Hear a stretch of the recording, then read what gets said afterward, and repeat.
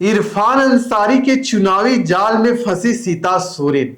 जी हां, झारखंड की राजनीति की जो कहानी है वह अपने आप में बेहद ही खास है। और खास कर अगर हम जामताड़ा की विधायक इरफान अंसारी की बात करें तो उनकी बात ही निराली है, अनोखी है और उसमें कई सारे रहस्य और रोमांच भी छिपे हैं। कभी कभी वह इरफान अंसारी ऐसा कुछ बोल जाते हैं जिसमें वे खुद फंस जाते हैं, लेकिन इसके पीछे की राजनीति को अगर हम देखते हैं तो मुझे लगता है कि इरफान अंसारी के बयान में ही उनकी जीत का जो रहस्य है वह छिपा हुआ है। पूरी कहानी आपको बतलाएंगे। हमारे साथ हमारे सहयोगी उदय जी इस वक्त हमारे साथ मौजूद हैं।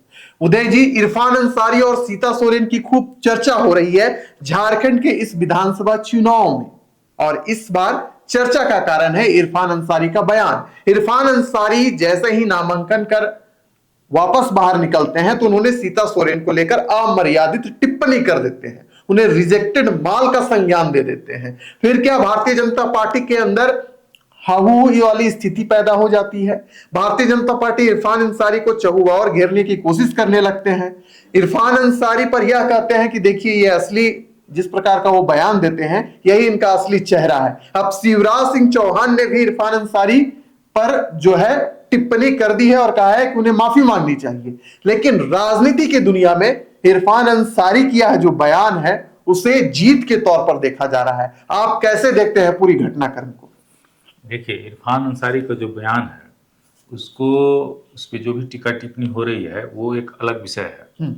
लेकिन आप देखेंगे कि इरफान अंसारी ऐसे ऐसे टिप्पणियों के लिए, ऐसे बयानों के लिए पहले भी जाने जाते रहे हैं। वो विधानसभा हो या बाहर हो, विधानसभा के बाहर कई बार वो ऐसे बयान दे जाते हैं जी। लेकिन चूंकि अभी चुनावी माहौल है, ऐसे माहौल में अगर वो इस तरह का कोई बयान देते हैं तो इसका जो असर है वो उनके विधानसभा क्षेत्र में या उनकी जीत या हार से पर भी पड़ सकता है जी। लेकिन इरफान अंसारी ये बात अच्छी तरह से जानते हैं कि अपने प्रतिद्वंदी पर किस तरह से अटैक किया जा रहा है। जी।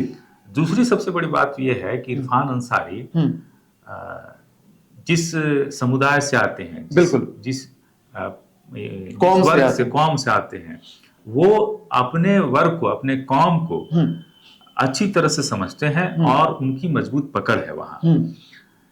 और इससे भी बड़ी बात यह है कि उनपे जो अभी मुखिया हैं हेमंत सोरेन, उनका वरद हस्त है। बिल्कुल। वो अपने आप को हेमंत सोरेन का हनुमान भी बताते हैं। तो उन्होंने जो टिप्पणी की है उस बयान की तरह आप देखेंगे कि उनके एक पॉलिटिकल स्ट्रेटजी भी है। बिल्कुल। और वो जानते हैं कि ऐसे समय में जब सीता सोरेन यानी कि सोरेन परिवार की पुत्रवधू उनके सामने है तो वो अपने आप को किस तरह से साबित करें कि उनकी जनता पर पकड़ है। उन्होंने वो उस परिप्रेक्ष्य में बयान दिया है। हालांकि बयान का मैं समर्थन नहीं करता हूं, लेकिन वो अपने लोगों का, अपने जो जनता है उसका नब्ज समझते हैं, नब्ज को पकड़ते हैं और अपने बेबाक बयानों के कारण ही उनकी छवि नेता के बीच एक खुले नेता के तौर पर और बेबाक नेता के तौर पर हुई है। उन्होंने उनके अपना राजनीतिक करियर भी देख लीजिए तो विधानसभा हो या विधानसभा के बाहर भी हो, किसी नेता या भाजपा के खिलाफ खुलकर बोलते हैं और इसी खुलकर बोलने के कारण उनको कहीं ना कहीं, कभी ज्यादा खुल जाते हैं। हाँ, कहीं ना कहीं उनको ज्यादा तरजीह भी मिलता है, उसका फायदा भी, लाभ भी मिला है। जिस तरह से वो अटैक करते हैं भाजपा पे, उसका लाभ भी उनको पॉलिटिकल मिला है। इसी कारण से देखिए कि जब कांग्रेस कोटे के जो मंत्री हैं, जब वो जेल गए, आलमगीर आलम, तो सबसे बड़ा चेहरा बनकर यही उभरे, इरफान अंसारी ही उभरे और उनको मंत्री पद मिला। उनको सीएम के नजदीकी का भी लाभ मिला और उनके बेबाक बयान के कारण भी उनका लाभ मिला। तो मूल बात यह है कि इरफान अंसारी ये प्रेजेंट करने की कोशिश कर रहे हैं कि जो व्यक्ति हेमंत सोरेन के साथ नहीं है वो हमारे साथ नहीं है और वो जेएमएम के खिलाफ है, वो हेमंत सोरेन के खिलाफ है, चाहे उनकी पुत्रवधू क्यों ना हो। और इस बात को खुलकर बेबाकी से वो रख चुके हैं। उन्होंने बोला है अपने बयान में कि जो कहीं नहीं चला वो यहाँ जामताड़ा में नहीं चलेगा। बिल्कुल। ये भाजपा को समझना चाहिए कि किस कारण उन्होंने सीता सोरेन को अपने पार्टी में लिया, और पार्टी में लेने के बाद अगर वो चुनाव हार गई है दुमका से, तो इस बार फिर वो चुनाव हारेगी, ऐसा वो क्लेम करते हैं। उसके पीछे सबसे बड़ी वजह ये है, विश्वसनीयता की सबसे बड़ी वजह होती है जी।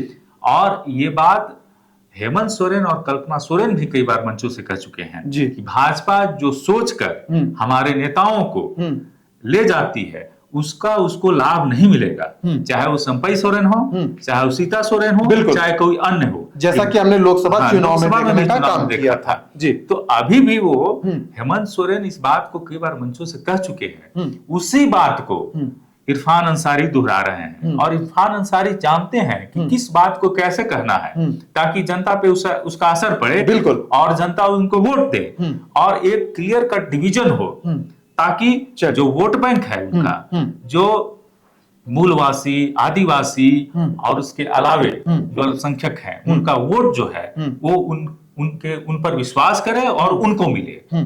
तो चलिए, इरफान अंसारी की चुनावी जाल में कैसे सीता सोरेन फंस गई है, आपको विस्तार पूर्वक बताने का हम काम करते हैं। सबसे पहले इरफान अंसारी नामांकन कर आते हैं और सीता सोरेन के बारे में टिप्पणी कर देते हैं। आपको पता होगा कि जब से सीता सोरेन भारतीय जनता पार्टी में शामिल हुई है, सोशल मीडिया में उन पर खूब चर्चा होती है और इरफान अंसारी ने इसे भांप लिया कि हमसे ज्यादा अभी चर्चा का विषय सोरेन परिवार की बहू सीता सोरेन बनी हुई है। फिर क्या, जो चुनावी जो समीकरण है, जो राजनीतिक षड्यंत्र है, इरफान अंसारी के मन में आया और फिर इस प्रकार की टिप्पणी की। अब फिर क्या, जामताड़ा में इरफान अंसारी की खूब चर्चा हो रही है। दूसरा जो सबसे बड़ा जो प्रपंच या हम कह लें जो मास्टर स्ट्रोक इरफान अंसारी ने खेला, वह यह है कि सीता सोरेन ने इरफान अंसारी के उस बयान को अपने एक्स हैंडल में प्रदर्शित कर दिया।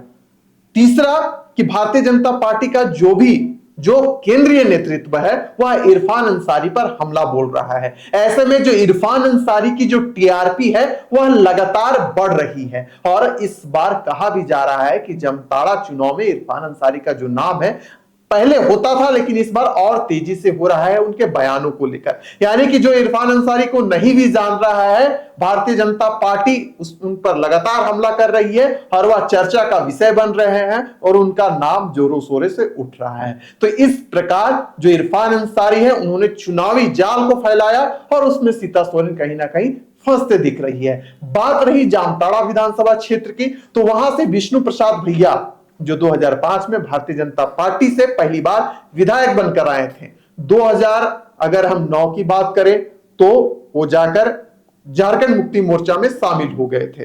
उसके बाद से अगर देखा जाए 2014, 2019 वहां पर से इरफान अंसारी लगातार जीतते आ रहे हैं। यानी कि कुल मिलाकर देखा जाए तो इरफान अंसारी को यह मंजूर नहीं है कि उनके किले में कोई दूसरा व्यक्ति सेंधमारी करे। 1980 से लेकर अगर देखा जाए तो वहां पर अंसारी परिवार का दबदबा रहा है। ऐसे में इरफान अंसारी हमेशा मास्टर स्ट्रोक खेलते हैं ताकि उनको कैसे भी किसी ना किसी प्रकार से फायदा हो, और इस बार उन्होंने सीता सोरेन के खिलाफ ही मोर्चा खोल दिया है। तो चलिए इस चर्चा को यही करते हैं समाप्त। 23 नवंबर को जब परिणाम आएगा तो पता चल जाएगा कि इरफान अंसारी का दिया हुआ यह बयान उन पर भारी होता है या फिर भारतीय जनता पार्टी के ऊपर भारी होता है।